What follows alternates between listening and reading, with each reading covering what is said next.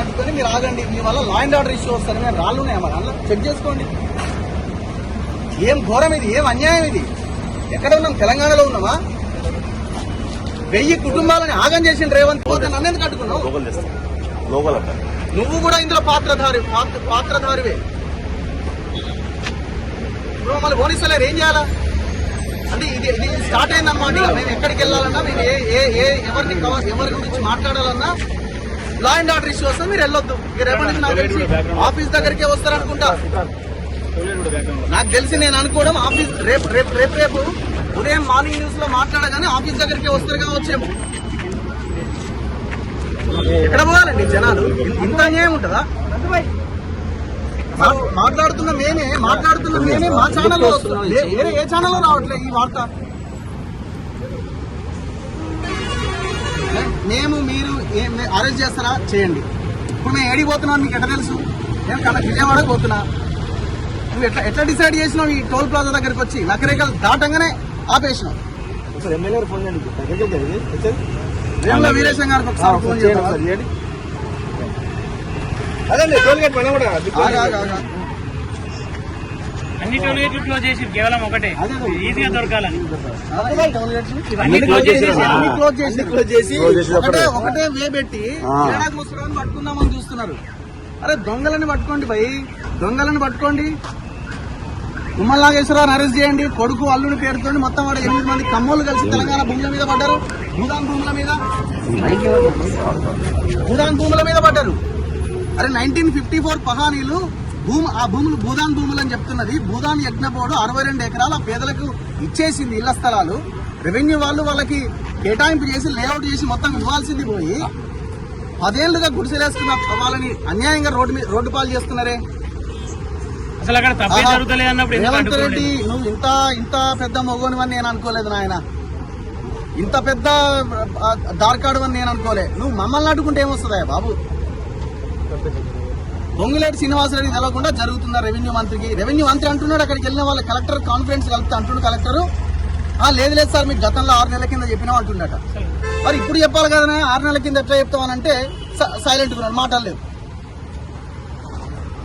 ఇప్పుడు మొత్తం పోలీసు ఏం చెప్పండి, ఇక్కడ ఎంతసేపు ఆపుతారు చెప్పండి, మీరన్నా చెప్పండి.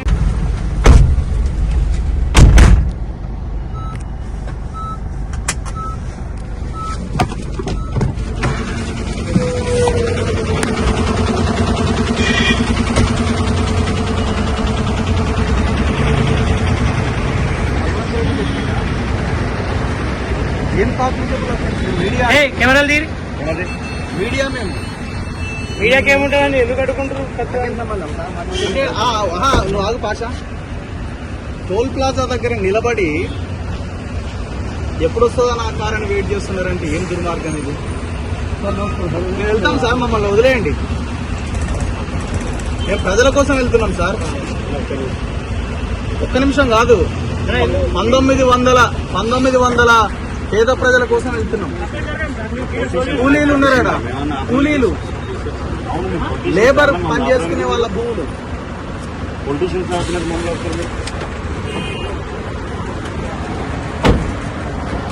పోనీయండి సార్ మమ్మల్ని, దయచేసి.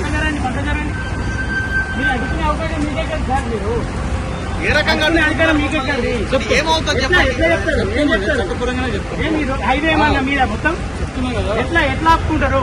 మీరు పక్క జరగండి సార్, ఫస్ట్ పక్క జరగండి సార్. ఫస్ట్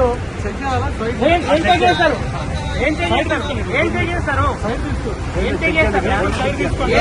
చెప్పండి. ఏం చేస్తారు? ఏం ఇన్ఫర్మేషన్?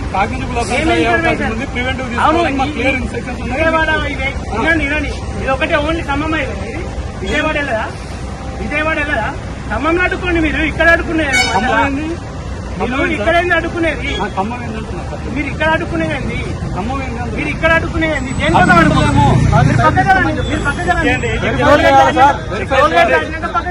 చెక్ చేసుకోండి. ఏం చెక్ చేస్తున్నాం? చెక్ చేయాలన్నా సార్, చెక్ చేయండి.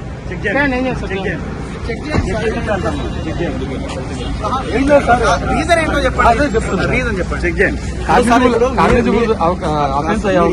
ఏ స్టేషన్ సార్? ఏ స్టేషన్? కేతపల్లి PS. సరే, మీకు పైనుంచి ఆర్డర్స్ వచ్చినాయి. ఏమైనా ఆర్డర్స్ వచ్చినాయి? కాగ్నిజిబుల్ అఫెన్స్ అయ్యే అవకాశం ఉన్నది. కాగ్నిజిబుల్ Preventive అఫెన్స్ అంటే తీసుకోవాలి. ఏంటి? కాగ్నిజిబుల్ అఫెన్స్ అంటే ఏదంటే లా అండ్ ఆర్డర్ ఇచ్చే అవకాశం ఎక్కడ అక్కడ లా అండ్ ఆర్డర్ ఎక్కడ ఎక్కడైనా కాదు. ఎక్కడ అవుతుంది? ఎక్కడైనా కాదు. ఇప్పుడు మేము అక్కడికి వెళ్తే లా అండ్ ఆర్డర్ ఇష్యూ ఏంది? పేదోళ్ళ గుడిసెలు కూల కొడుతున్నారని మేము అక్కడికి వెళ్తున్నాము.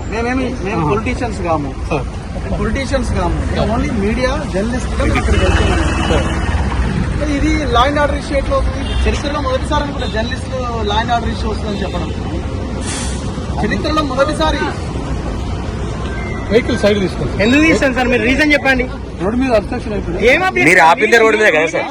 రోడ్డు మీద ఆపింది అవును మీరే సార్. కదా. పోలీసులు మేము వెళ్ళలే కదా. ఓకే సార్, మీరు వెళ్ళలేదు కరెక్టే.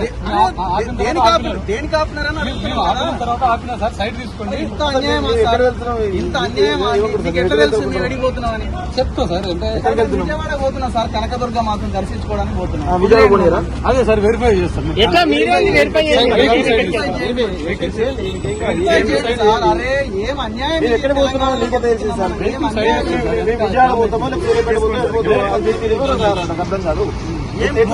ఎట్లా మీరు తుమ్మల నాగేశ్వరరావు ఖబర్దార్, మీ వ్యవహారం ఏంటి? విషయం ఏంటంటే ఉదయమే పొంగులేటి శ్రీనివాసరెడ్డి ఇంటికి పాషం యాదగిరి గారు ఇంకా ఈ ఓపీడీఆర్ గ్రామీణ పేదల సంఘం సంబంధించిన వాళ్ళు రెవెన్యూ మినిస్టర్ దగ్గరికి పోతే రెవెన్యూ మినిస్టర్ ఏం ఆన్సర్ చేసిందంటే, నాకు తెలియకుండా ఖమ్మం జిల్లాలో ఈ కూర్చివేతలు ఎట్లా జరుగుతున్నాయని కలెక్టర్ ఫోన్ చేసిండు. రియల్ ఎస్టేట్ మాఫియా తోటి దొంగలతోటి కలెక్టర్ కుమ్మక్కైంది ఇక్కడ. తుమ్మల నాగేశ్వరరావు కుమ్మక్కైంది ఇక్కడ. చరిత్రలో, తెలంగాణ చరిత్రలో లేదు మీడియాని అడ్డుకొని మీ వల్ల లా అండ్ ఆర్డర్ ఇష్యూ వస్తుందని చెప్పడం. ఏం దారుణం ఇది? టోల్ గేట్, ఏం టోల్ గేట్ ఇది? కొర్లపాడు టోల్ గేట్ దగ్గర రెడీగా నిలబడ్డారు, నా కారు ఎప్పుడు వస్తుందా అని. వచ్చా అని 10 మంది పోలీసులు ముందుకు వచ్చారు. ఏం ఘోరం ఇది?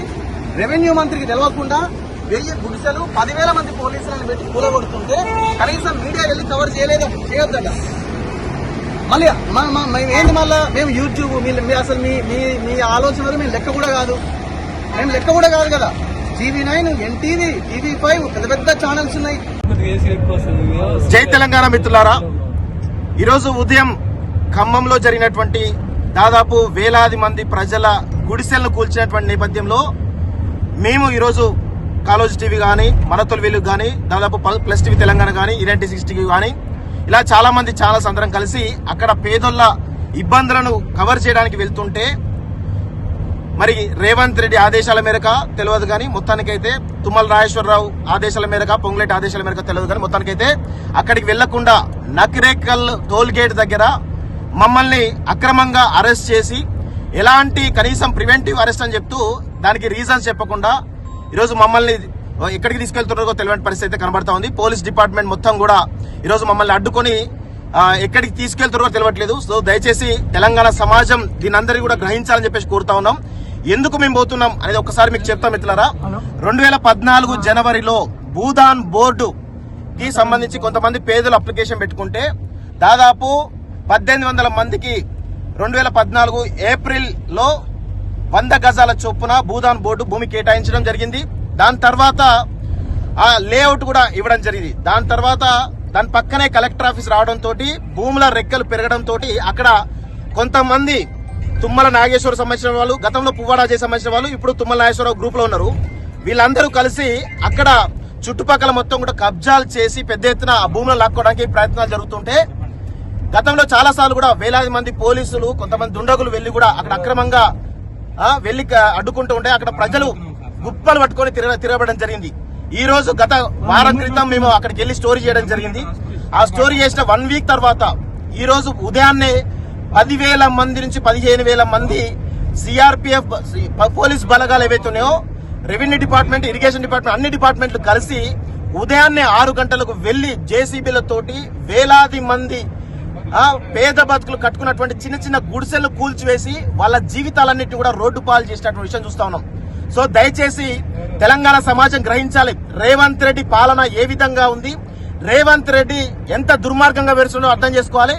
ఎవరి అడుగులకు మడుగులొత్తుతూ ఈరోజు అక్కడ పేదల భూముల పైన కబ్జాదారుల ఈరోజు ఎంత దారుణంగా వేరుస్తున్నారో ఒక్కసారి అర్థం చేసుకోవాలి. దీనికి ప్రధాన కారణం తుమ్మల నాగేశ్వరరావు, అదేవిధంగా పొంగులేటి శ్రీనివాసరెడ్డి, అక్కడటువంటి మంత్రి డిప్యూటీ సీఎం అయినటువంటి బట్టి విక్రమార్కే ఆ పేదల భూముల పైన పడి ఈరోజు అరాచకం చేస్తా ఉన్నారు.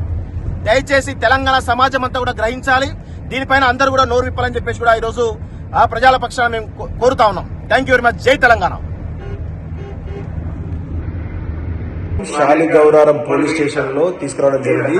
నాతో పాటు రఘు, నగేష్, వెంకట్ తో పాటు దాదాపు 10 మంది జర్నలిస్టులను అరెస్ట్ చేసి కొంతమందిని వేరే పోలీస్ స్టేషన్ తీసుకెళ్లారు. మమ్మల్ని మాత్రం ఈ తుంగతుర్తి నియోజకవర్గమైనటువంటి శాలిగౌరారం పోలీస్ స్టేషన్ కు తీసుకురావడం జరిగింది. సో ఇక్కడ జరుగుతున్నటువంటి పరిస్థితుల్లో